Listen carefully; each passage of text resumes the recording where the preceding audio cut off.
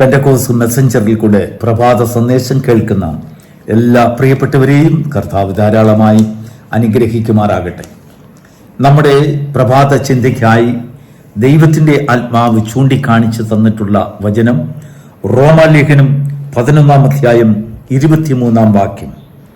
അവിശ്വാസത്തിൽ തുടരാതിരുന്നാൽ അവരെയും കൂടെ ഒട്ടിക്കും, അവരെ വീണ്ടും ഒട്ടിപ്പാൻ ദൈവം ശക്തനല്ലോ. ദൈവത്തിന് സ്തോത്രം. അപ്പോസ്തലനായ പൗലോസ് പറയുന്നത് ഒരു പുതിയ സിദ്ധാന്തമാണ്. പുതിയ നിയമത്തിന്റെ അടിസ്ഥാന സിദ്ധാന്തം, അടിസ്ഥാന മർമ്മം, ദൈവസ്നേഹത്തിന്റെ ആഴമേറിയതായ ആ കനമേറിയതായ വസ്തുത ഒറ്റ വാക്കിൽ അപ്പോസ്തലനായ പൗലോസ് പറയുകയാണ്, അവരെ വീണ്ടും ഒട്ടിപ്പാൻ ദൈവം ശക്തനല്ലോ.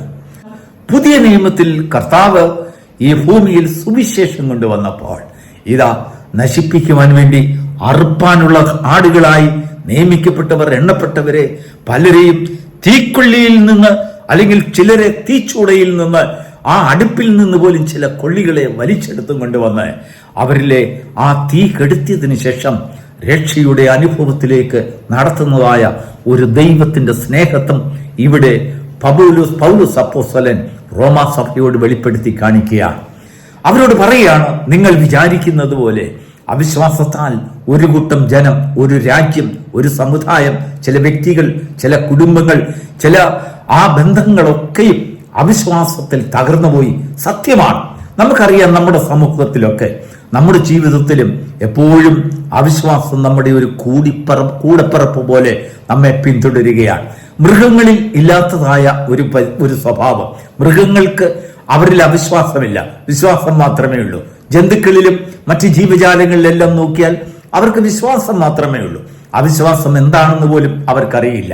മനുഷ്യനിൽ ഉള്ളതായ ദുഷ്ടത നിമിത്തം, പാപചിന്ത നിമിത്തം മനുഷ്യനിൽ അവിശ്വാസം കടന്നു വന്നു. അങ്ങനെ അവിശ്വാസം കടന്നു വന്നതിനാൽ ഈ അവിശ്വാസത്തെ ജയിക്കുന്നതിന് വേണ്ടി ദൈവം വിശ്വാസത്തിന് ഒരു നിർവചനം കൊടുത്തു. എന്താണ് ആ നിർവചനം എന്നറിയാമോ? നമുക്കറിയാം, എബ്രായ ലേഖനം 11-ാം അധ്യായത്തിന്റെ 1-ാം വാക്യം, വിശ്വാസം എന്നതോ ആശിക്കുന്നതിന്റെ ഉറപ്പും കാണാത്ത കാര്യങ്ങളുടെ നിശ്ചയവുമാകുന്നു. അങ്ങനെ കാണാത്ത കാര്യങ്ങളിൽ നിശ്ചയമുള്ളവർക്കും, അല്ലെങ്കിൽ ആശിക്കുന്നതിന്മേലുള്ളതായ ഒരു ഉറപ്പുള്ളവരെയും വിശ്വാസത്തിന്റെ പരിഗണനയിലേക്ക് കൊണ്ടുവന്നതിന് ശേഷം അവരെ വീണ്ടും അവർ നഷ്ടപ്പെട്ടു പോയതായ സ്ഥാനങ്ങളിലേക്ക് അവരെ വഴി നടത്തുവാൻ ദൈവം ശക്തനാണെന്ന് അപ്പോസ്തലനായ പൗലോസ് ഇവിടെ എഴുതുകയാണ്. അപ്പോൾ തകർന്നു പോയ ജീവിതങ്ങളെ യഥാസ്ഥാനപ്പെടുത്തുവാൻ ഒരു ദൈവശക്തി ആവശ്യമാണ്. ദൈവത്തിന്റെ ഒരു ശക്തിമത്തായ പ്രവർത്തനം അതിന് പിന്നിലുണ്ടെങ്കിൽ മാത്രമേ ആ പ്രോസസ്സിങ് നടക്കുകയുള്ളൂ. ഇല്ലെങ്കിൽ നടക്കുകയില്ല. കാരണം അവർ വിട്ടുപോയതാണ്, അവർ തകർന്നതാണ്, അവർ ഒടിഞ്ഞു പോയതാണ്, അവരെ മുറിച്ചു കളഞ്ഞതാണ്, ദൈവം വേണ്ട എന്ന് പറഞ്ഞതാണ്. പക്ഷെങ്കിൽ ക്രിസ്തുവിന്റെ സ്നേഹം അവരുടെ ഹൃദയത്തിലേക്ക് കടന്നു വരുമ്പോൾ ആ വേണ്ട എന്ന് പറഞ്ഞവരെ പലരെയും ദൈവം വീണ്ടും തിരിച്ചു കൊണ്ടുവന്ന് യഥാസ്ഥാനപ്പെടുത്തുന്നു. ആ ദൈവത്തിന്റെ സ്നേഹത്തെ ഈ പ്രഭാതത്തിൽ ദൈവത്തിന്റെ ആത്മാവ് നമുക്ക് കാണിച്ചു തരികയാണ്. പ്രിയപ്പെട്ട ദൈവത്തിന്റെ മക്കളെ, അവിശ്വാസം നമ്മുടെ ജീവിതത്തിൽ പലപ്പോഴും കടന്നു വരും.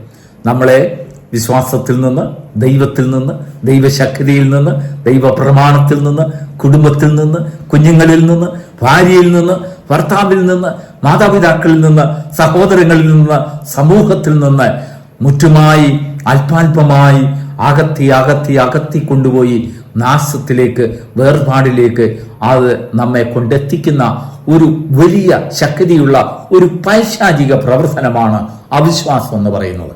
കുടുംബ ജീവിതത്തിൽ അവിശ്വാസം, അല്ലെങ്കിൽ സ്വന്തമായ ജീവിതത്തിൽ അവിശ്വാസം, നമ്മോട് തന്നെ നമുക്ക് അവിശ്വാസം, ദൈവത്തോട് അവിശ്വാസം, ദൈവമക്കളോട് അവിശ്വാസം, ദൈവശക്തിയിൽ അവിശ്വാസം, നമ്മുടെ ജീവിതത്തിൽ പല ശ്രേണികളിലും നമ്മൾ അവിശ്വാസത്തെ പങ്കിട്ട് പല രീതിയിലും ഹൃദയത്തിൽ ഭാരപ്പെട്ട് തളർന്ന ജീവിതങ്ങളുണ്ട്. ദൈവത്തിന് മഹത്വം ഉണ്ടാകട്ടെ.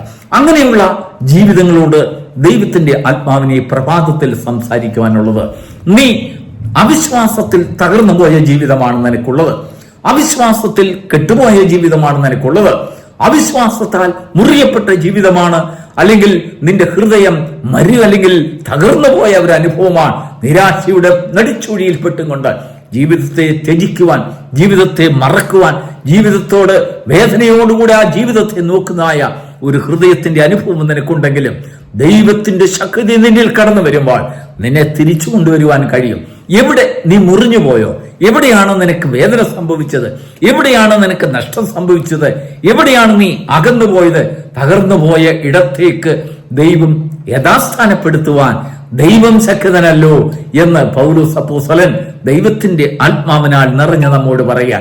അതിന് ചില ഒരു കാര്യം ദൈവം നമ്മളിൽ നിന്ന് ആവശ്യപ്പെടുന്നുണ്ട്. എന്താണെന്ന് അറിയാമോ? അവിശ്വാസത്തിൽ തുടരാതിരുന്നാൽ. പ്രൈസ് ദി ലോർഡ് എന്ന് പറഞ്ഞാൽ തോമസ് അപ്പോസ്തലനോട് കർത്താവ് പറഞ്ഞത്, തോമസേ, കാണാതെ വിശ്വസിച്ചവർ ഭാഗ്യവാന്മാരാണ്.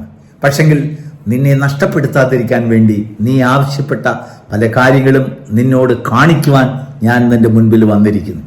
ദൈവത്തിന് സ്തോത്രം. നോക്കൂ, അങ്ങനെ തോമസ് കർത്താവിനോട് പെട്ടെന്ന് പറഞ്ഞതായൊരു എന്റെ ദൈവവും കർത്താവുമായുള്ള യഹോവേ.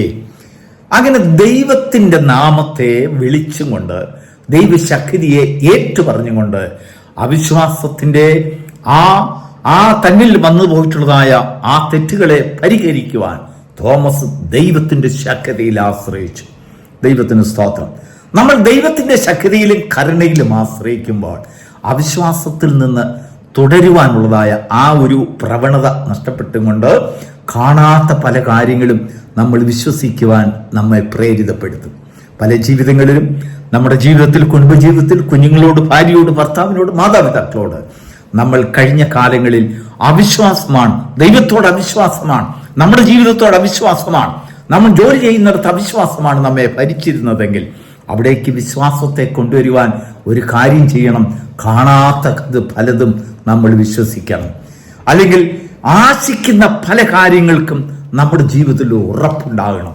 വ്യക്തികളായി ഒരു വിശ്വാസത്തിന്റെ ഐക്യത്തിലേക്ക് കടന്നു വരുമ്പോൾ, ദൈവവുമായിട്ടൊരു വിശ്വാസത്തിന്റെ ഐക്യത്തിലേക്ക് കടന്നു വരുമ്പോൾ അവിശ്വാസത്തിന്റെ വേരുകൾ നമ്മളിൽ നിന്നും അത് പറഞ്ഞു പോയി നമ്മൾ അല്പാൽപമായി ദൈവസ്നേഹത്താൽ നിറയപ്പെട്ട് അത് നാം എവിടെ നിന്ന് മുറിഞ്ഞുപോയോ ആ ഒരു സ്ഥിതിയിലേക്ക് നമുക്ക് തിരികെ വരുവാൻ നമുക്ക് ഭാഗ്യം ലഭിക്കുന്നു.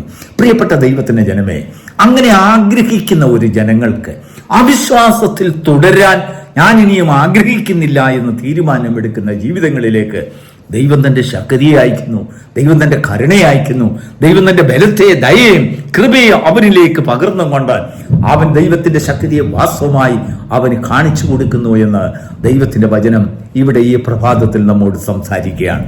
നമ്മുടെ ജീവിതത്തിൽ അവിശ്വാസത്താൽ തകർന്നു പോയിട്ടുള്ള, നഷ്ടപ്പെട്ടു പോയിട്ടുള്ളതായ നമ്മുടെ ജീവിത അനുഭവങ്ങളെ, നമ്മുടെ ജീവിതത്തിന്റെ ആ നിറവുകളെ, നമ്മുടെ ജീവിതത്തിന്റെ അനുഗ്രഹിക്കപ്പെട്ടതായ പല പാതകളെയും നമ്മുടെ ജീവിതത്തിൽ തിരിച്ചു കൊണ്ടുവരുവാൻ ദൈവം ഈ പ്രഭാതത്തിൽ നമ്മോട് സംസാരിക്കുന്നത്, നമ്മോട് ഇടപെടുന്നത് എങ്ങനെയാണെന്ന് വെച്ചാൽ അവിശ്വാസത്തിൽ തുടരാതിരിക്കുക, വിശ്വാസത്തിലേക്ക് വരിക.